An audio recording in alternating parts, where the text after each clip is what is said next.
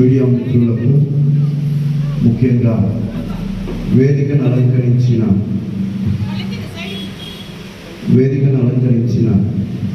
జాతీయ మానవ హక్కులు మరియు అవినీతి నిర్మూలన సంస్థ జిల్లా అధ్యక్షులు బిని ముందుతం సార్ గారికి,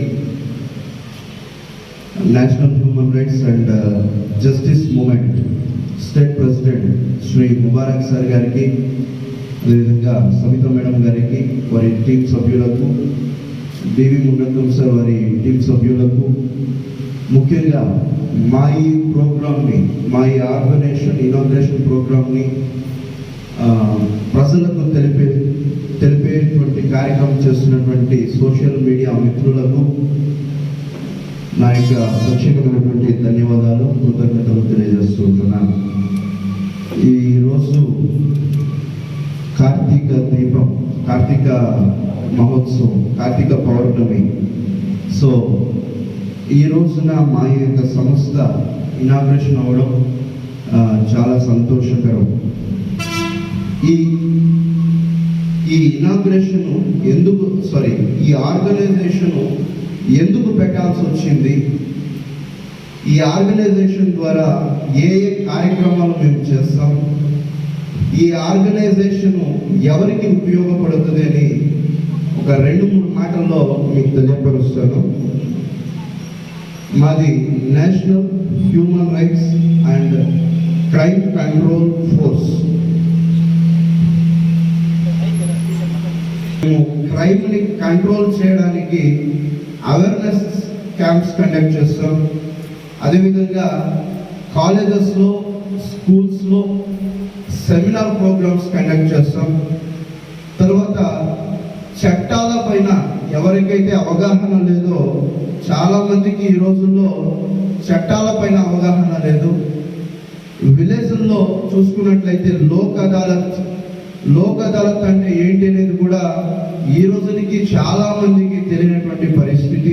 వ్యక్తులకు మా ఈ యొక్క సంస్థ ఖచ్చితంగా చట్టాల పైన ప్రతి ఒక్కరికి అవగాహన కల్పించి ప్రజల్లో ఒక చైతన్యం తీసుకురావాలని చెప్పి ఒక మంచి ఉద్దేశం నా టీం సభ్యులు ఈ యొక్క ఆర్గనైజేషన్ని ఇనాగ్రేషన్ చేయడం, ఎస్టాబ్లిష్ చేయడం అనేది జరిగింది. ఆర్గనైజేషన్లో పనిచేస్తున్నటువంటి వ్యక్తులే. సో మనమందరం ఒక కలిసికట్టుగా చూడండి, జర్నలిస్ట్ అంటే జర్నలిస్టులకు ఒక సంఘం ఉంది. నెక్స్ట్ ప్రతి ఒక్క ఆర్గనైజేషన్స్కి ఒక్కొక్క అసోసియేషన్ అనేసి ఉంది.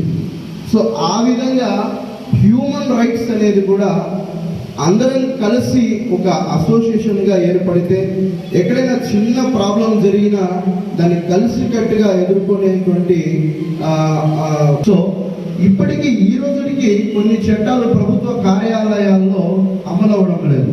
అందులో మొట్టమొదటిగా కాదు, ఇది గతంలో కూడా ఉన్నాయి. సుప్రీంకోర్టు గైడ్ లైన్స్ కూడా ఇచ్చింది. ఏమని చెప్పంటే విశాఖ గైడ్ లైన్స్ 1997వ సంవత్సరంలో 92వ సంవత్సరంలో వచ్చేసి బన్వారీ దేవి అనేసి Rajasthan government child development project ఒకటి స్టార్ట్ చేసింది. ఈ చైల్డ్ మ్యారేజెస్ ఎక్కువ జరుగుతున్నాయి. ఆ చైల్డ్ మ్యారేజెస్ని అరికట్టడానికి అక్కడ ఆమె ఒక ఎన్జిఓగా అక్కడ రిజిస్టర్ చేసుకునింది. రిజిస్టర్ చేసుకున్న తర్వాత ఆమెకు ఒక ఇన్ఫర్మేషన్ వచ్చింది. ఏంటంటే చైల్డ్ మ్యారేజ్ జరుగుతుంది, ఆ చైల్డ్ మ్యారేజ్ని మీరు ఆపాలి అని చెప్పేసి ఒక చైల్డ్ మ్యారేజ్ని ఆపింది. ఆపడంతో కొంతమంది కక్ష కట్టి ఆమె మీద సామూహిక అత్యాచారం అనేది చేశారు. అది తన భర్త ఎదుటనే సామూహిక అత్యాచారం చేశారు. ఆ రోజుల్లో కోర్టులకు వెళ్ళింది, స్టేషన్లకు వెళ్ళింది, కేసులు పెట్టింది. కానీ దోషులు మాత్రము హ్యాపీగా బెయిల్ తీసుకున్నారు, బయట వచ్చి తిరుగుతూ ఉన్నారు.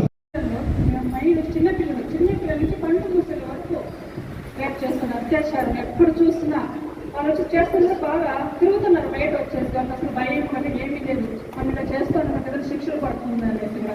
అని కూడా శిక్షలు ఒక్కటి కూడా అమలు అవుతున్నాయా? ఒక్కటి కూడా అమలు అవ్వడం లేదు. అయినా కొంతమంది అంటారు లేడీస్ డ్రెస్ చేసి బాగాలేదు, చిన్నపిల్లలు డ్రెస్ చేసి ఒక మెయిన్ మనం వచ్చేసి మన ప్రకృతి అమ్మాయిలు లేకపోతే మహిళలే లేకపోతే అసలు మనం జీవనం మనగడే లేదు. అలాంటి వాళ్ళు అమ్మాయిలు అందరూ చంపేస్తూ ఉన్నారు అత్యాచారం చేసి. మిమ్మల్ని ఏం చేస్తున్నారు అనేసి మెయిన్ అబ్బాయిలు డ్రింక్స్కి 15 ఏళ్ళు 12 ఏళ్ళు అసలు ఏడుకు పనేం లేదు. డ్రింక్స్ మొత్తం అసలు ఫోన్లు మెయిన్ ఫోన్లు ఇచ్చి చెడపోతుంది. మెయిన్ వచ్చి ఫోన్ కంట్రోల్ చేయండి అందరూ ఇళ్ళలో. నన్ను ఇన్వైట్ చేసినందుకు మా దేశానికి అందరూ పెద్దలందరికీ నమస్కారం.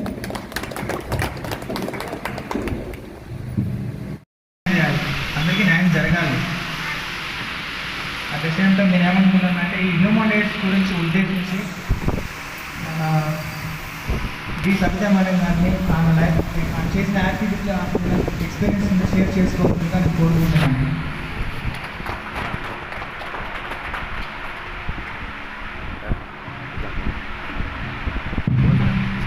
చూడండి నేను పట్టుకుంటాను అది కాదు ఏమో విషయం ఏమంటే వచ్చేది ఏం మంచి దానికోసం ఇక్కడ ఉన్నాను ఉండి పర్వాలేదు మావు కదా ఖాళీగా ఉంది అదే మేము ఎవరో ఉండాలి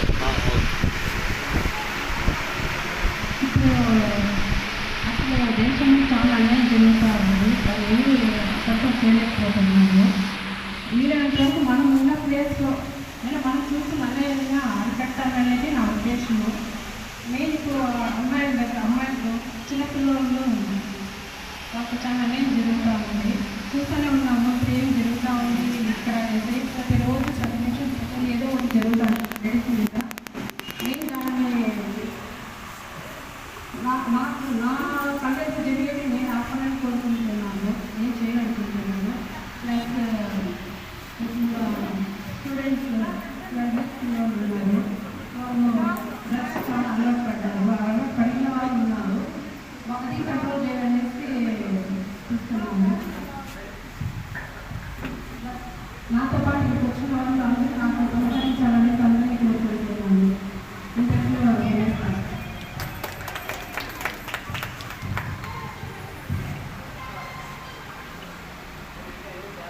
శ్రీగోపాల్ సార్ వచ్చారా?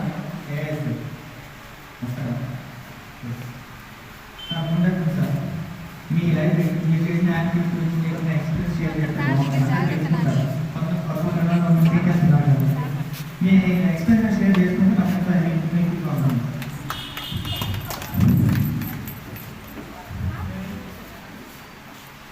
ఇక్కడ ఇది చేసిన మహిళల సోదరులకు ఇక్కడ national human rights crime bureau crime control force అధ్యక్షులు మాదేశ్ గారికి, పెద్దలకి అందరూ కూడా మా ఉద్యమ అభినందనలు. మిత్రులారా, భారతదేశంలో మన భారతదేశం ప్రజాస్వామ్య దేశం అయినప్పటికీ పోరాటాల ద్వారా ఎంతోమంది ప్రాణాలు కోల్పోయి ఆ తర్వాత బ్రిటిష్ వాళ్ళ నుండి మన దేశాన్ని మనం రక్షించుకున్న ఒక సందర్భంలో అయినా ఎంతోమంది ప్రాణాలు త్యాగం చేసిన భారతదేశం ఇక్కడ అలాంటి త్యాగాలతో కూడుకున్న సందర్భంలో మన భారతదేశానికి ఒక దిశానిర్దేశం చేసే ఒక రాజ్యాంగాన్ని రూపకల్పన చేశారు డాక్టర్ బిఆర్ అంబేద్కర్ గారు. ఆ సందర్భంలో ఎన్నో చట్టాలు, మానవ వనరులు, మానవ హక్కులు దాంతో క్లియర్గా పొందుపరిచారు. కాలక్రమేణా స్టార్టింగ్లో బాగున్నాయి. ఆ తర్వాత ఆ చట్టాలు, ఆ రాజ్యాంగంలో పొందుపరిచిన అంశాలు కూడా మాయం చేశారు. ఈరోజు రోజుకి ఎక్కడో ఒక చోట అఘాయిత్యాలు జరగనే ఉన్నాయి. మానవ వనరులు, మానవ హక్కులు అనేవి మంట కలిసిపోయి ఈరోజు ఎవరైతే అధికారంలో ఉన్నారో వాళ్ళ చేతుల్లో కీలు బొమ్మలాగా ఉన్నాయి ఆ చట్టాలు. ఈరోజు మనం అనుకోవచ్చు స్వతంత్ర భారతదేశం విశాలంగా ఉంది, సస్యశ్యామలంగా ఉన్నారు అని చెప్పేసి కొంతమంది మనం కూడా పగటి కళలు కట్టున్నాం. మనం ఆ పగటి కళల కన్నా వాస్తవాలు లేవు. ఈరోజు మానవ హక్కులు అనేది ఎక్కడ కూడా కానీ జీవించే హక్కు, మాట్లాడే హక్కు, సమానత్వము, స్త్రీ పురుషుల సమానత్వము ఇలాంటివి చాలా చాలా ఉన్నాయి. ఈరోజు ప్రభుత్వాల పాలకుల దగ్గర, కేంద్ర రాష్ట్ర ప్రభుత్వాల దగ్గర కూడా కానీ మనము ఎక్కడ ఒక ఆఫీసులో పోతే ఆఫీసు దగ్గర మనము చట్టాల గురించి మాట్లాడితే వాళ్ళు మనకు పిచ్చోలు చేస్తారు. హక్కుల కోసం మాట్లాడితే ఈ హక్కులు మాకు తెలుసండి, మేము మా ఆ రాజ్యాంగం కాదు, మేము పెట్టుకున్న రాజ్యాంగాన్ని అమలుపరుస్తామని చెప్పేసి మనల్ని విరోధం చేసే పరిస్థితులు వస్తున్నాయి.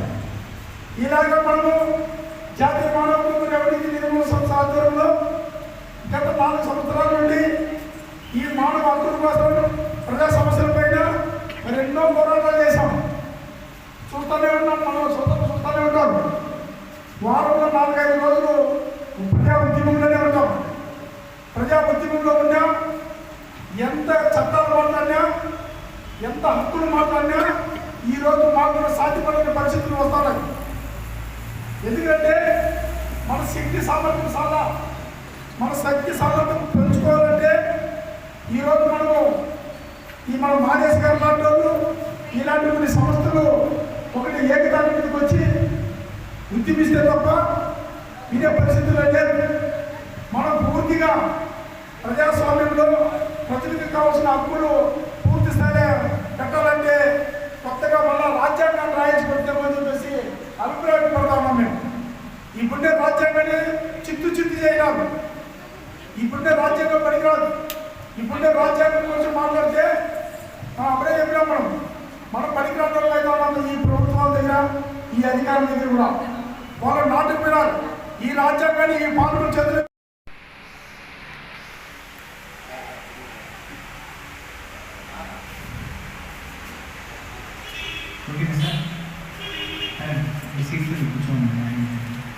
నెక్స్ట్ మన national human rights and crime control force national joint secretary గారు ఉదయ్ సార్.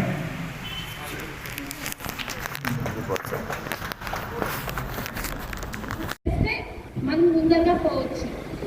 ఖచ్చితంగా చిన్నపిల్లలు వదలటం లేదు. మన రీసెంట్గా 3 years బేబీ అమ్మాయి ఏం తెలుసు అనేసి పెంచుకొని పోయి మానభంగం చేస్తున్నారు. 3 years బేబీని వదలడం లేదు. 40 years లేడీ తను పనికి వెళ్ళిందనేసి పిలుచుకుని పోయి అసలు అది వినడానికి చాలా అసభ్యకరంగా ఉంది. సో దీన్ని మనందరూ ముందుకు పోవాలి, అందరూ హెల్ప్ చేయాలా, అందరూ కూడా రావాలి. Thank you. సారీ కాస్త ఓకే మేడం.